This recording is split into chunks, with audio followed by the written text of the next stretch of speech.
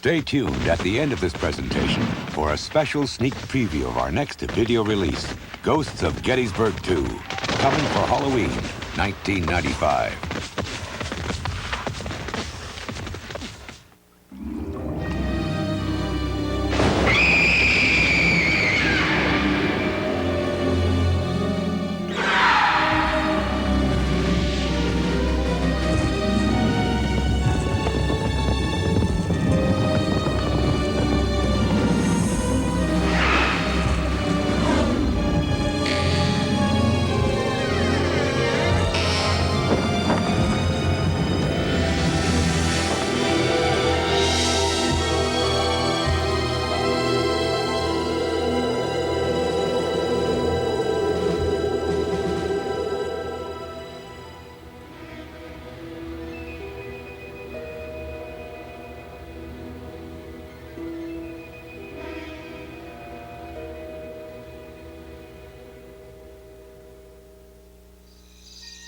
In great deeds, something abides. On great fields, something stays. Forms change and pass.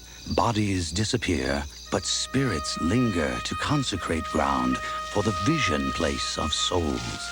Men and women from generations that know us not shall come through this deathless field to ponder and dream.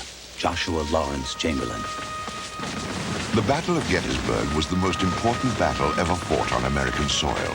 In a very real sense, the fate of the nation hung in the balance here. For 3 days in July of 1863, men of the North and the South fought with as much passion, courage, and conviction as ever recorded in the history of warfare.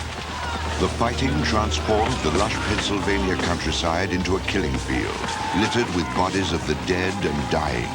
The very soul of the nation was torn open here, leaving huge physical and psychological wounds.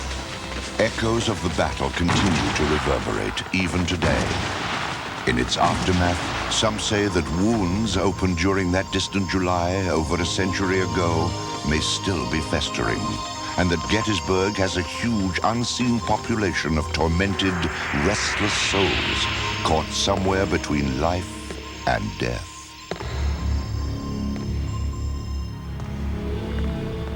For almost 20 years, writer and historian Mark Nesbitt has researched and written about poltergeist activity in Gettysburg.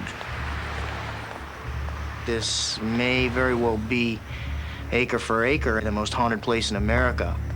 It seems as if that whenever there's a traumatic experience, a battle where many men have died, or where there's a great expenditure of emotional energy, it seems like that's a place where ghosts, if you want to call them that, linger, or spirits linger. When they're torn from this life too suddenly, when their lives are left unfinished, it seems that is a place where ghosts may remain. Approximately 200,000 men came here for 3 days in July of 1863. 51,000 became casualties, killed, wounded, and missing in those 3 days. The fascination with ghost stories, I think, comes from a question that we all have. What happens after we die? What happens to the dead? Mark Nesbitt's interest in ghosts came about when he was working for the Park Service. Interestingly, some of the best stories came from park rangers themselves. While I worked for them, I did various things such as night patrol, and whenever I would finish night patrol, I'd end up talking to a few people afterwards, and they would ask me, well, since you've been out on the battlefield at night, have you seen any ghosts out there? And I would have to admit, no, I didn't see any ghosts. And so they would say, well, have you heard the story about this ghost? Or let me tell you what happened to me out on the battlefield. And just being a natural collector of things, I started jotting these down. And that's how I began collecting these stories.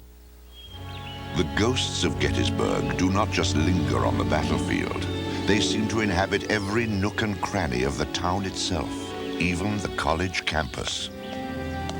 What we call Gettysburg College today was once known as Pennsylvania College. And it was much, much smaller than it is today. There were only 3 buildings on the Pennsylvania College campus. There was Linnaean Hall. There was a building called the White House, and a very, very large edifice called Old Dorm, today called Pennsylvania Hall. The fighting occurred just a few hundred yards to the north of the college campus. That meant that any structure back there was immediately confiscated by the surgeons and used as hospitals. Every single structure was filled overflowing with the wounded refuse of the battle. Old Dorm, being one of the largest structures in the area, was also filled overflowing. The lower floors they used mostly for the operating rooms, the upper floors for the recovery rooms. It's July, it's hot. The lower floors soon became sticky with gore and the heat and the sweat of wounded men. Amputations were a common thing, and to throw the bone out the window or bones out the window on both sides or doors or whatever, or they carried them out in baskets or however they did it, you know, the old belief that the National Cemetery is the only place that anybody was buried during the Battle of Gettysburg, I think, is fictitious. As these people were dumping stuff, they weren't carrying them out other places and being real cautious and careful as they might be today at a hospital or something like that. I believe if they dug the areas, and I'm certainly not advocating come dig on my campus because you will be arrested if you do that. But I believe if they dug down, they'd probably run tons of artifacts and probably some bones, and it'd probably be pretty amazing what all they'd run into because it's been there for so long. Old Dorm now is the administration building for Gettysburg College. And the people over there are hardworking individuals. They work sometimes late into the night. And two administrators were working late one night and decided finally that they were exhausted and decided to wrap it up. So they walked down the hall together to the elevator, the same elevator they had taken hundreds of times before, down to the exit on the first floor. They got in the elevator, pushed the button for the first floor, and the elevator descended 3, 2, 1, and then continued past the first floor down to the basement.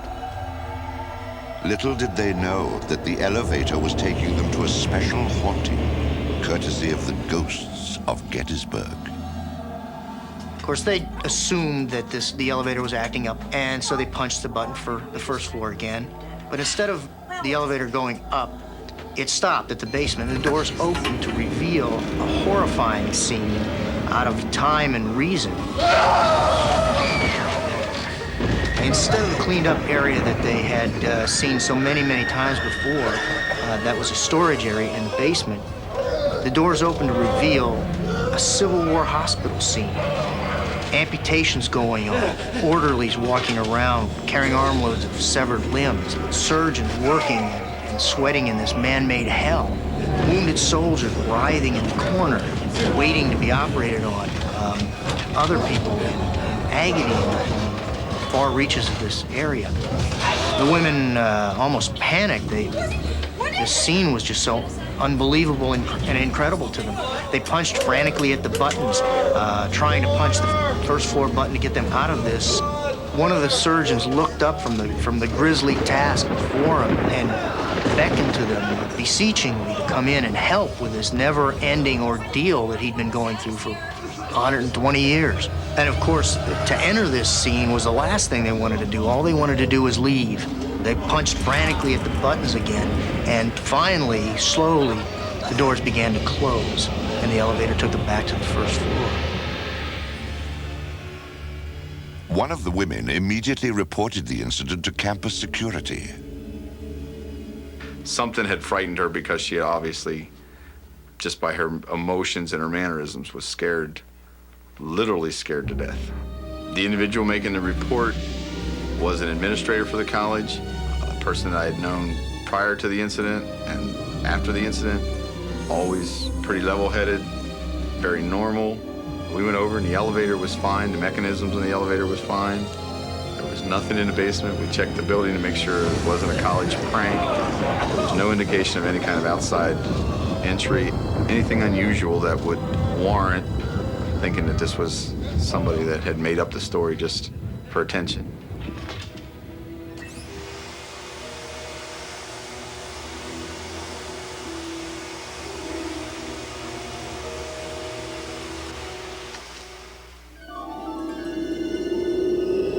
think people are frightened of ghosts because it's the unknown.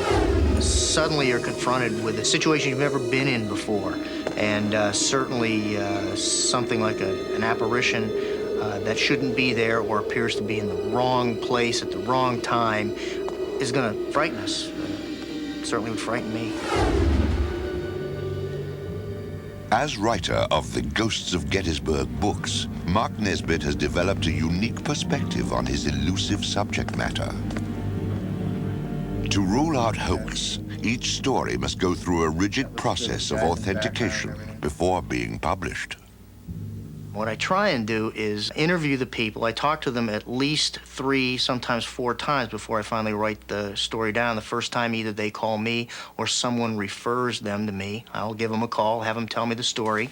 Usually I'll call them again and talk to them again and then have an eye-to-eye interview with them. And that sometimes will reveal more about the person. It's very difficult to lie to somebody when you're going face-to-face.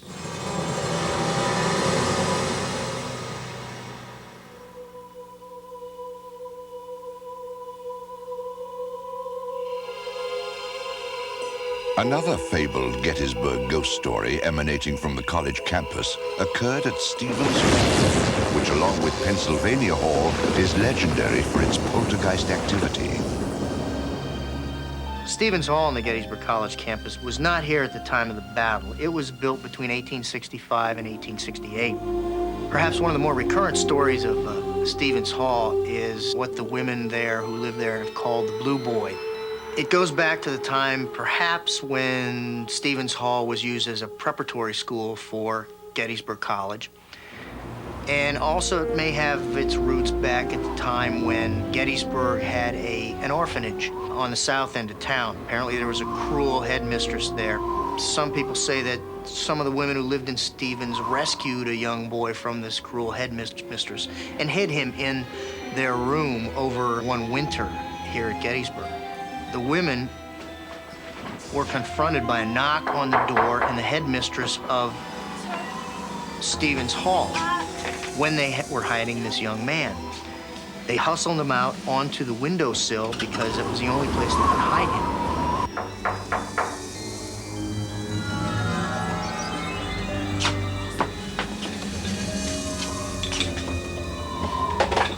When the headmistress opened the door, she searched around the room and couldn't find this young man, and then told these women that they would have to come downstairs and talk with her for a while.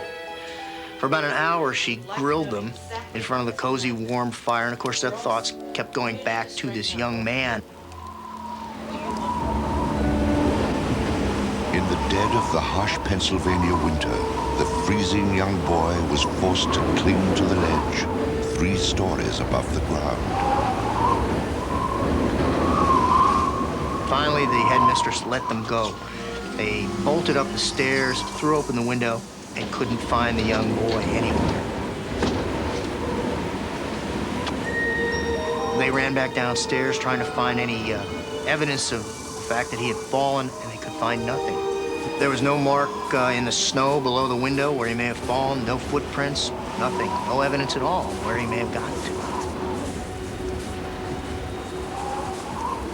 The mysterious disappearance of the young boy from the ledge has never been fully explained. A mystery remains and may be a ghost. For over the last 80 or 90 years, nearly every generation of women living in Stevens Hall has reported encounters with an apparition they have named the Blue Boy.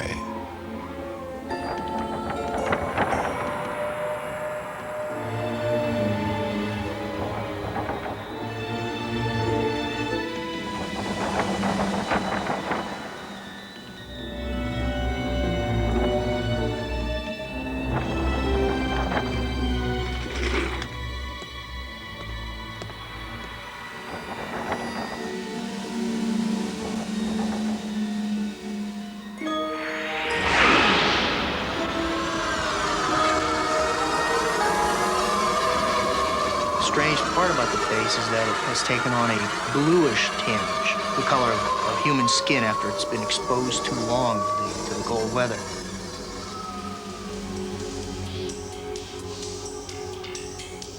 Even more mysterious are messages possibly sent from the Blue Boy to women presently living on the 3rd floor of the old hall.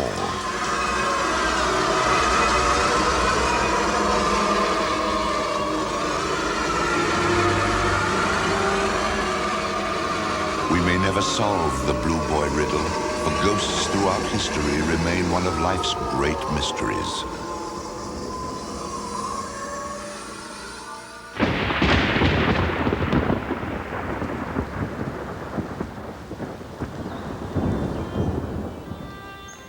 Dr. Charles Emmons of the Sociology and Anthropology departments at the college has spent years exploring the shadowlands of the Gettysburg landscape. I think it's normal in our society not to believe in ghosts. Perhaps 12 to 20% believe in ghosts, and less than 10% probably have had a ghost experience. And if you want to be scientific about it, you should be skeptical. The only thing that bothers me is that some people just don't look at the evidence. So we have a choice between ignoring the evidence and sticking with safe, normal science, or examining the absurd and perhaps learn something that goes beyond science at this point. One building in the Gettysburg area that has spawned its share of ghost lore is the Cashtown Inn. The Cashtown Inn is another one of these buildings or structures that certainly a lot of emotional energy swirled around at one time and perhaps lingers in. The inn itself was there for years and years and years before the Battle of Gettysburg, but played an important part in the campaign. The inn was built about 1800. One of the earlier innkeepers here started demanding cash payment only for services. Usually people travel in those days like to either do it with trade, barter, or work it off. But he'd have none of that. He used to demand cash payment. Thus, the word passed up and down the turnpike, when you came through this cluster of homes, you better have cash money. Therefore, that's how the town got its name of Cashtown, derived from that innkeeper who did demand cash payments. During the Civil War, the inn became a landmark to the Confederate Army. Few buildings anywhere in the country, including the South, that housed more Confederate generals and officers than the Cashtown Inn did, because just about all of Lee's army came past this front door, and it was easy to stop here and fill their canteens up, and the troopers, and come in here with the generals and officers and partake of liquor and also information. Everyone from General Lee to General Hill, I'm sure General Longstreet, part of Ewell's Corps, all these staff officers, brigade commanders, division commanders, all came through that front door of the inn.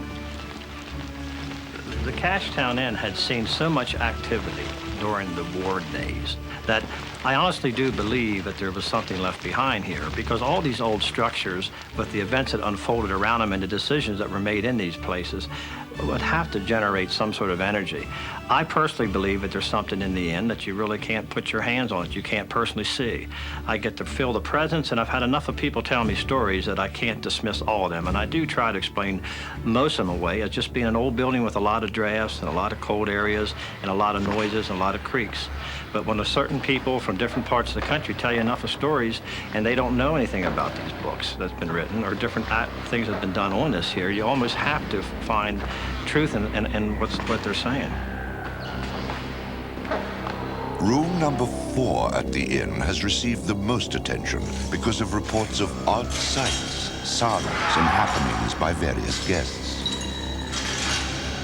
We've had people come here specifically asked to stay in room number 4, and that's because they have an interest in spirits too. But I explained to them that if there is a spirit of the Cashtown Inn, that he's not confined to any particular room or space, and there's been stories told about him being seen or things happening in different parts of the inn.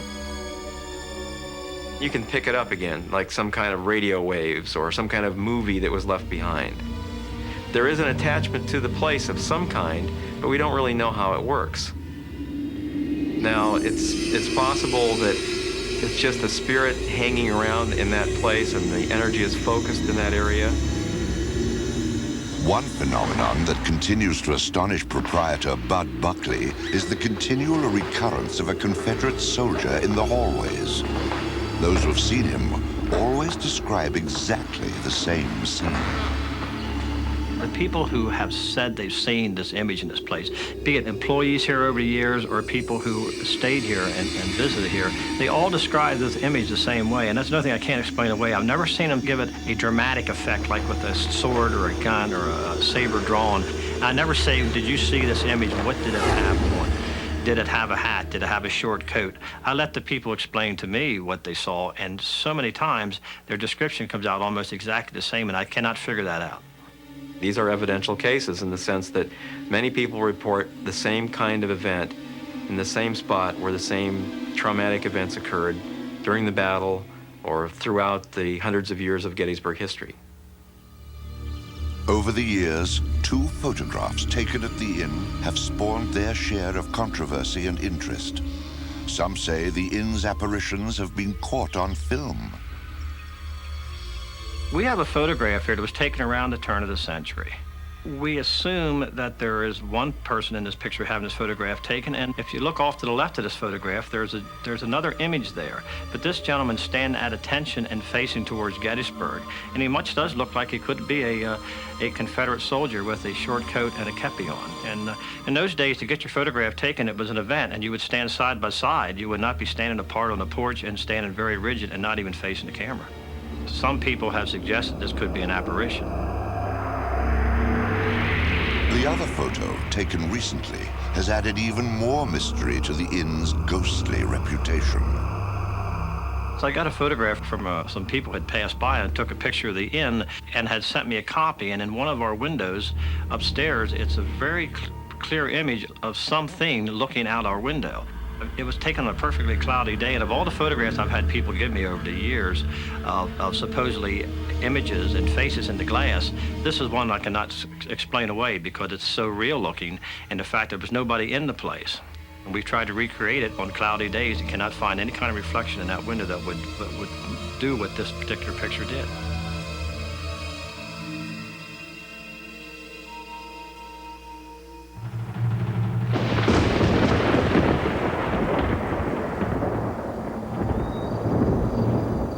Another historic place where ghosts seem to linger is the Gettysburg Park itself. One bizarre incident that happened at the park involved a group of visiting dignitaries. One of the very first stories that I heard about the battlefield, that's been whispered about and talked about by the park rangers through the years, is a story about a group of visiting dignitaries who had been taken on a battlefield tour by the National Park Service. Special tour was arranged just for them. They visited the various sites, and they got to one of the battle sites and got out of their car, and they were about to observe and be explained the battle action in that area. They looked down into the little valley, and lo and behold, there was a unit down there, a Civil War unit, dressed just like they would have been at the time of the war. They began maneuvering, forward marching, doing the flank maneuvers, the column left, and the wheeling. An evolution is what they call it of a regiment in battle drill. And the dignitaries were very, very pleased that the National Park Service would put on this demonstration just for their benefit. What they may have seen was the park's Phantom Regiment. Over the years, numerous visitors have witnessed exactly the same scene.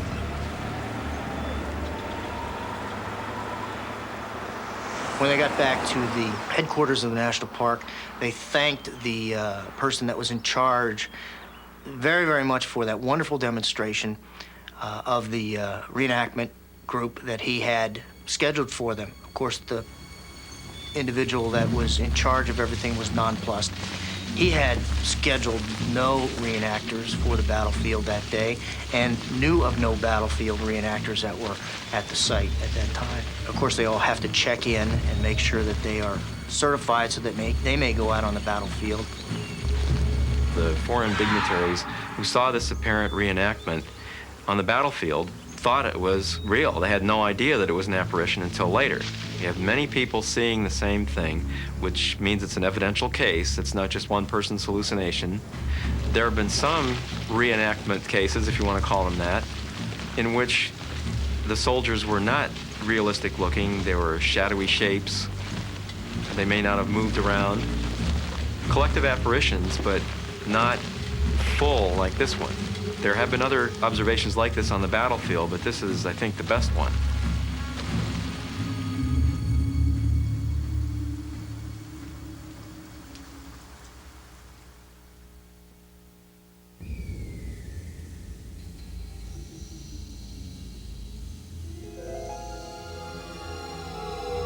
Some ghosts are menacing, but most seem to be just lost, wandering souls. There's no doubt that people, having seen film and TV, have this idea that ghosts are malevolent and are attempting to harm someone. But I don't believe this is the case. The idea that they're caught between worlds trying to work out problems, I think, is fairly prevalent. The ghost stories that I've collected, the ghosts appear to be just more or less stuck in this particular area. Many people even learn to live with the ghosts that inhabit their homes. A friend of mine who has gone on to a distinguished law career in Baltimore told me the story of how she was at a party at one of the fellows who lived in one of the apartments here in Gettysburg. The kids like to get together and have parties just like any other college town. It was a Friday night party at the home of other college students who were renting a Civil War house. The Civil War house was designed like many other Civil War homes.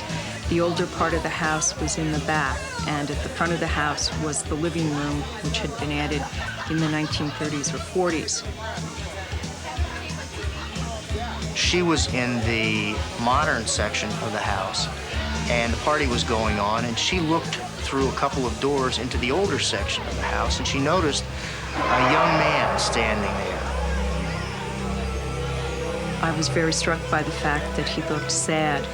When I looked closer, I realized that it seemed there were tears running down his face, and it seemed as if he wanted to move forward into the rest of the house where the party was taking place, but couldn't. For some reason, was being held back.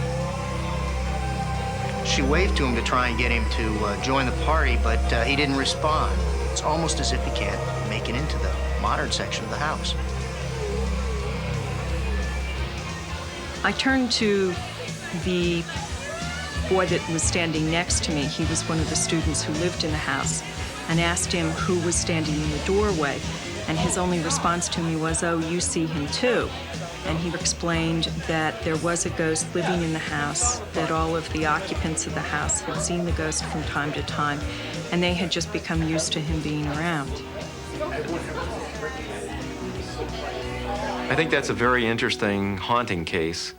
And what's especially interesting about it is that the ghost seems to be paying attention to the party. Something is happening that seems to be of interest to the ghost. This is a case where people are not afraid of a ghost. They know that other people have seen it, and it's not a traumatic situation. Other people might react differently and be just so upset by anything apparently paranormal that they would want to leave. Up until that time, I didn't believe at all in ghosts, was very skeptical, and now I do believe. I was told that the house where this took place had been used as a field hospital during the battle, and that there had been a drummer boy who'd been wounded and taken to that location. None of it was scary. I was very surprised. It was just very sad because he was so sad.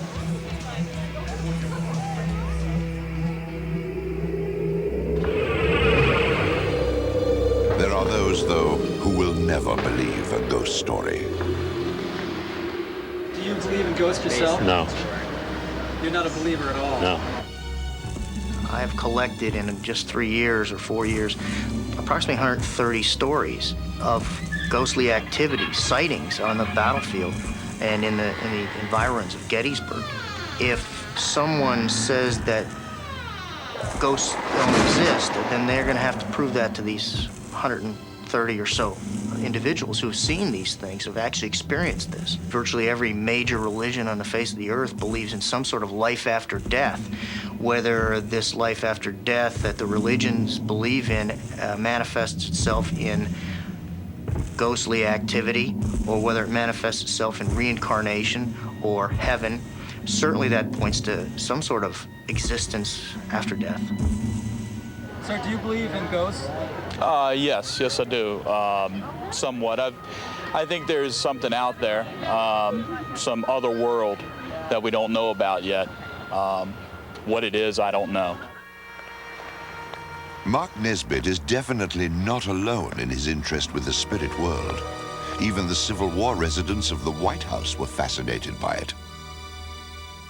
Abraham Lincoln was involved in the spiritual world. He allegedly had seances at the White House. Certainly his wife was involved, Mary Todd Lincoln, was interested in the spiritual. A number of residents of the White House have noticed or even sometimes complained about presences in the White House. So many of the presidents have seen spirits in the most famous house in America.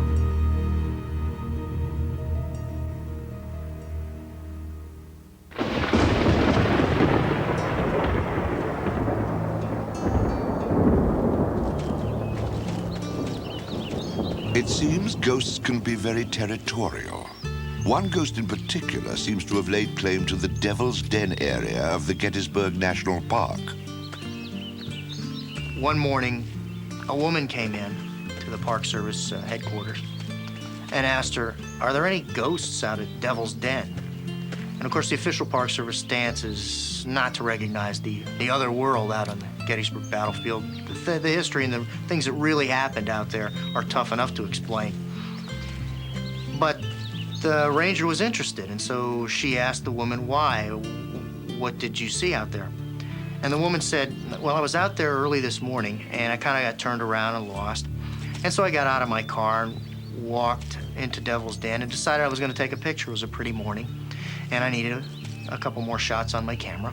And she said, "I had the camera up to my eye, and all of a sudden I felt a presence."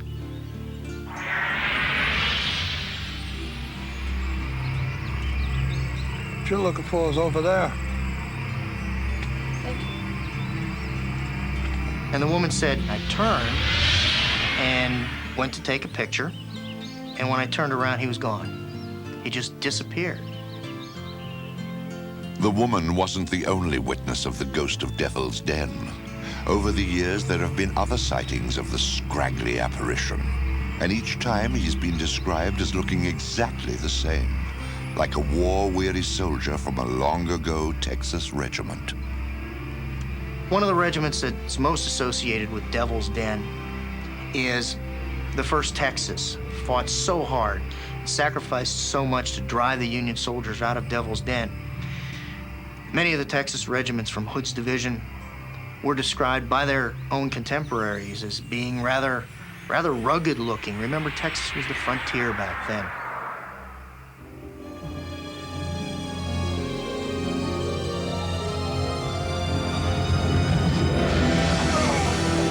The Civil War hospital ghosts in the basement of Pennsylvania Hall at Gettysburg College aren't the only ghosts that have been spotted on the old campus. Since the war, each graduating class has had its share of ghost stories to tell. I think it probably is haunted. In fact, one of the people in one of my classes constantly comes in and she tells us stories of things that happened to her in her house. All of the quads here were actually burial grounds for soldiers, so every time I walk over them at night, I think about it. And I mean, it just gives you an eerie feeling when you walk across campus really late sometimes. There's a persistent sighting of a sentry or a guard, or some call him a signalman, up in the cupola of Old Dorm. The rumor goes that Robert E. Lee used the cupola for a while as a lookout post. We were not sure whether he did or not, but it certainly makes sense that he would be up there since it was the highest spot in the area. I interviewed one of the people firsthand who had the experience, and one of my students that I worked with very closely saw it himself. I believe him if he said it. And he knows of another person who did. And there was at least one other time where someone was interviewed for a paper in my class. The person saw the same thing essentially on the cupola. The campus theater also has a history of ghost activity. There's a story that comes from Klein Theater, and the story is that there is a certain officer, a general officer dressed in a Confederate uniform, who appears on certain nights. He was seen by a couple of stagehands. They were preparing the stage.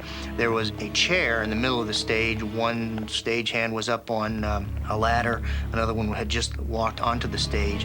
And the one on the ladder looked down and happened to see in the empty chair the general sitting there, called to the other one. As the other one turned and got a glimpse of him, the general disappeared.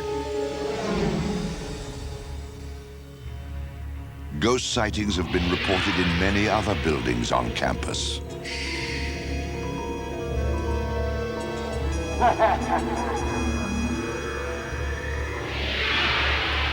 Back at Stevens Hall, the Blue Boy isn't the only unannounced visitor to the girls' dorm.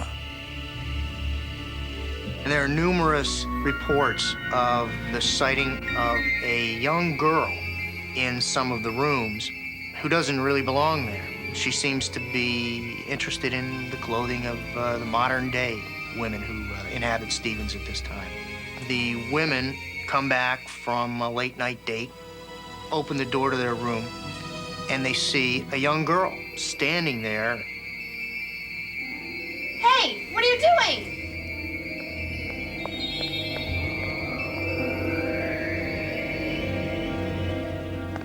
The woman ran into the closet after her and could find no intruder, no young woman in the closet, and no route of escape from that closet.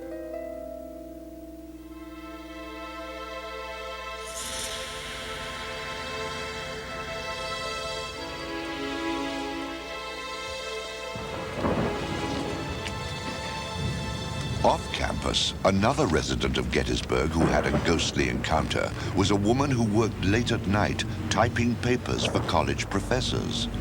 Her poltergeist encounter ran the full spectrum of ghostly communication. Ghosts seem to be able to communicate on not just a visual level, but an auditory level, on a olfactory level, and a tactile level as well. So there are many different manifestations of ghosts. The woman had never felt comfortable since moving into a huge old house located on Broadway. One night, she found out why. I began to have these feelings that something was wrong. I just didn't feel that we were alone in the house, that I felt another presence there. I started feeling a sensation that someone was behind me. You know how you feel when someone is standing behind you. And I turned around and nobody was there. And I thought, this is strange. Besides the feeling that something was watching her, she was also overcome by the sensation that she was sitting in the middle of a cold spot, a phenomenon that often accompanies ghost sightings. It's a chill that you cannot explain. I mean, no amount of cold weather has ever given me this type of chill. I've never had a cold from, say, snow or anything like that to chill the very core of me. And this chill does. It goes right through you. Cold spots are very interesting. I found that all of the people who had a feeling of cold had the feeling of cold before the apparition occurred. Most people, if you ask them, would assume that you feel cold because you're scared by the ghost. But in all of my cases, people got cold first and then had the apparition. Most of all, though, there lingered the feeling that she was not alone. The feeling persisted, just this overbearing feeling that something was behind me. And again, I turned around. At one point, I got up, walked out into the next room. I felt more and more ill at ease, that something was there, something was wanting me out of the family room. or at least off the bottom floor, off the first floor of the house. The fear became really intense. Still, there was always the possibility that her mind was playing games with her. She had a job to do and a pressing deadline, so she decided to go back to work. Being haunted was not the first thing that came to mind when she tried to figure out what was happening. But finally, the feeling became too much. I felt that whatever it was just wanted me out of the way, so I accommodated it, and I left. I just felt that I needed to get upstairs right away. I stopped and looked back toward the library, and when I did, I saw this large column of blue light coming from the family room that I had just left. It was just long, symmetrical, glowing blue light. Well, needless to say, I didn't stay long in that spot. I mean, I don't even remember making it up the rest of the stairs at night. The incident profoundly scared and confused her, but not enough to drive her from the house. She's probably wondering if this is really happening and if she should give it full attention. It's a difficult thing to decide. I don't think she was necessarily entirely freaked out about the situation. She was concerned, she was upset in a particular moment, but she would decide to just leave and run away and go upstairs, and it would go away.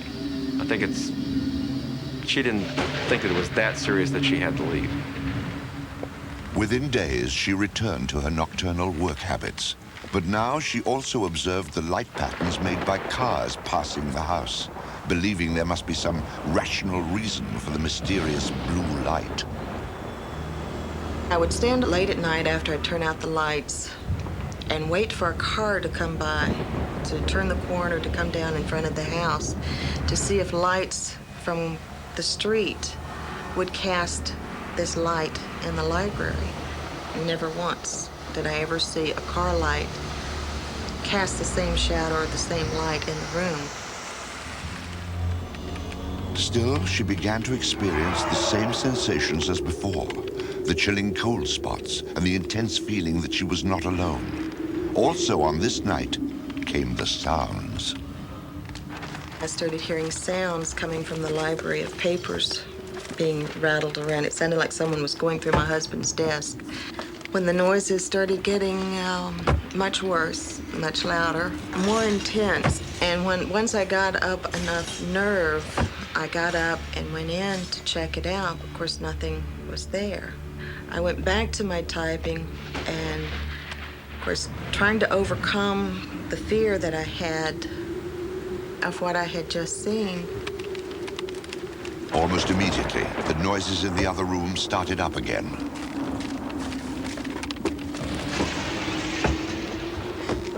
She decided that was it. She wasn't going to work anymore. She started going up the stairs and paused just for a second to look around to see if maybe her eyes weren't playing tricks on her. And the blue column was there. Not only was it standing in the doorway, but as she paused, it started moving out of the doorway and towards her. Needless to say, she sprinted up the rest of the stairs. And this shook her up for a while because she didn't go back to her late-night work for several nights. Although frightening, these strange encounters were also intriguing, and they began to tap into something the ghost may not have expected in the woman: grit and determination. For she decided not to be run out of her own house by the apparition. I couldn't give in to it, and more than that, I wasn't going to allow anything that I couldn't see scare me from living my life the way I wanted to live. Having failed to scare her away, the ghost saved its greatest performance for last. I had to stop and look over my shoulder again.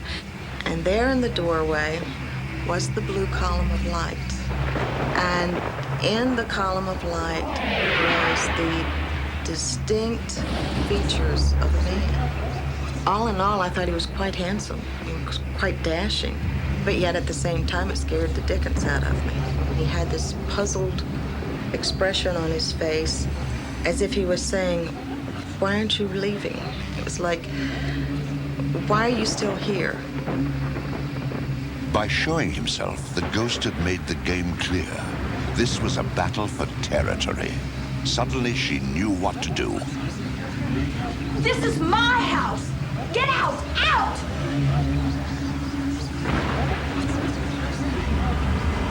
It sounds like an exorcism.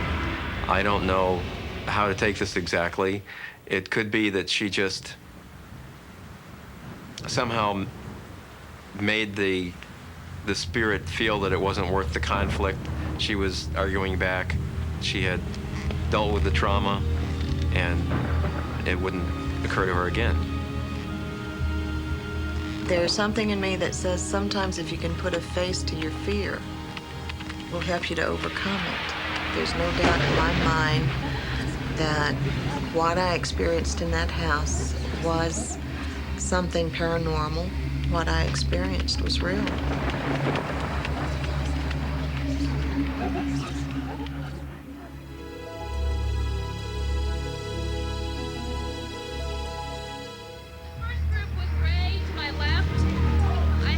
Tourists and townspeople alike are drawn to the Gettysburg ghost phenomena. Now emanating from the town square are the Ghosts of Gettysburg tours, spawned by the stories in Mark Nesbitt's books. It's just eerie because it all happened around here, and then they have all these, you know, it's like they have so much proof that it happened. It's neat. I've never been to this part of Gettysburg before. I'm more familiar with the battleground itself, like the Pickett's Charge, Devil's Den, Little Round Trap. So the Gettysburg College campus I wasn't too familiar with. So in that respect, it was really enlightening. I'm a little surprised at how popular they are. I'm pleased because it's finally bringing people down to the downtown area of Gettysburg. Many people come to Gettysburg and assume that it's just a battlefield and a motel. No, we have a downtown area too in Gettysburg, and that's where the ghost tours take them. Is the Battle of Gettysburg still being fought in the spirit world? No one knows for sure. But there are hundreds of people who have spotted ghosts in Gettysburg who will tell you yes.